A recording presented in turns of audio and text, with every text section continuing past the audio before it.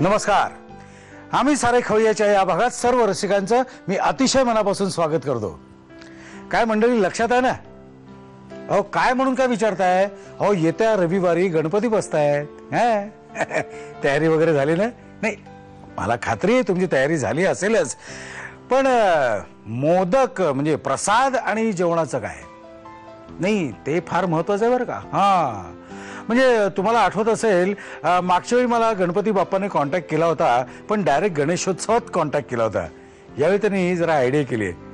म्हणजे बसायच्या आधीच त्यांनी एक त्यांचा माणूस पाठवून दिलेला आहे, उंदीर मामा. हो, म्हटलं प्रकरण काहीतरी गंभीर दिसतं. म्हटलं काय झालं उंदीर मामा, व्हॉट हॅपन? मी मराठीत विचारलं, व्हॉट हॅपन आपलं आत्ताचं काय झालं काय? त्यांनी सांगितलं की हे आमच्या महाराजांना म्हणजे मालकांना म्हणजे गणपती बाप्पाला सर्व प्रकारचे पदार्थ खायला आवडतात. म्हणजे पारंपरिकही आवडतात, आत्ताचेही आवडतात. तर सगळे पदार्थ खायला मिळाले पाहिजेत बरं का. म्हटलं ओके, प्रॉब्लेम काय आहे? नाही, त्याच्यावर ते म्हणाले की तुमचा तो कुठला काय कार्यक्रम आहे खाण्याचा ना, त्याच्यावर जरा कंट्रोल ठेवा. हा, म्हणजे आमच्या महाराजांना म्हणजे मालकांना म्हणजे गणपती बाप्पाला मोदक खायला आवडतात, म्हणून सारखं मोदकांचा मारा करू नका. हो, काहीतरी वेगळं सुद्धा करा ना मोदकांमध्ये. आणि वेगळं म्हणजे मोदकात सारण म्हणून मेथी घालू नका किंवा वांग्याचं भरत घालू नका, असं त्यांनी आपला एक सल्ला दिला मला. आणि मी म्हटलं येस, डोंट वरी, म्हणजे हो, काही काळजी करू नका असं मी त्यांना सांगितलं. आणि नमस्कार केल्यावर ते निघून गेले. म्हणजे त्यांचं काम त्यांनी केलेलं आहे.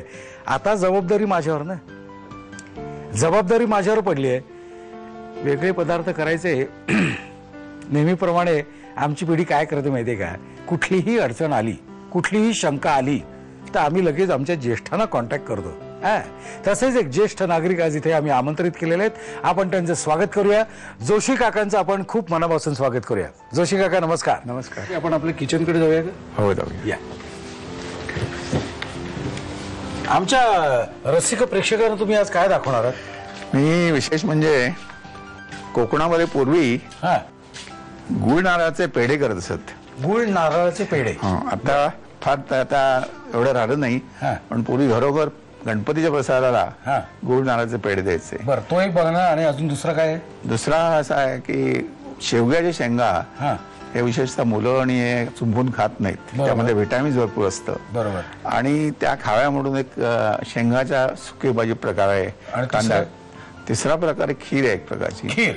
ओके, मग आपण पहिल्यांदा काय बघणार आहोत? पहिल्यांदा काय दाखवणार? शेंगांचे दाखवतो. ओके. शेवग्याच्या शेंगांची भाजी बनवण्यासाठी लागणारं साहित्य: बारीक चिरलेला कांदा, ओले काजू, शेवग्याच्या शेंगा, कोथिंबीर, मीठ, हळद, ओलं खोबरं, बारीक चिरलेल्या हिरव्या मिरच्या, हिंग, तेल आणि मोहरी. कृती: प्रथम कढईमध्ये 2 चमचे तेल गरम करून त्यामध्ये मोहरी, हळद आणि शेवग्याच्या शेंगांचे तुकडे परतून वाफवून घ्यावेत. त्यामध्ये बारीक चिरलेला कांदा, ओले काजू, हिरव्या मिरच्यांचे तुकडे, मीठ, ओलं खोबरं आणि हिंग घालून मिश्रण परतून घ्यावं. काका, आपली पुढची रेसिपी काय आहे? पुढची रेसिपी गुळ नारळाचे पेढे. गुळ नारळाचे पेढे बनवण्यासाठी लागणारं साहित्य: ओलं खोबरं, गुळ आणि जायफळ पूड. कृती: प्रथम एका बाउलमध्ये ओलं खोबरं आणि गुळ एकजीव करून पॅन मध्ये हे मिश्रण परतून शिजवून घ्यावं. त्यामध्ये जायफळ पूड घालावी आणि थंड करून या मिश्रणाचे पेढे वळून घ्यावेत. काका, आपली पुढची रेसिपी काय आहे?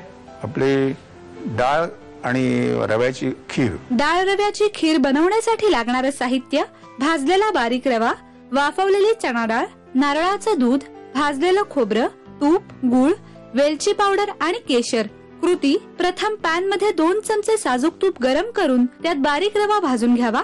त्यामध्ये शिजवलेली चणा डाळ, नारळाचं दूध, गूळ, भाजलेलं खोबरं, वेलची आणि केशर घालून खीर उकळवून घ्यावी.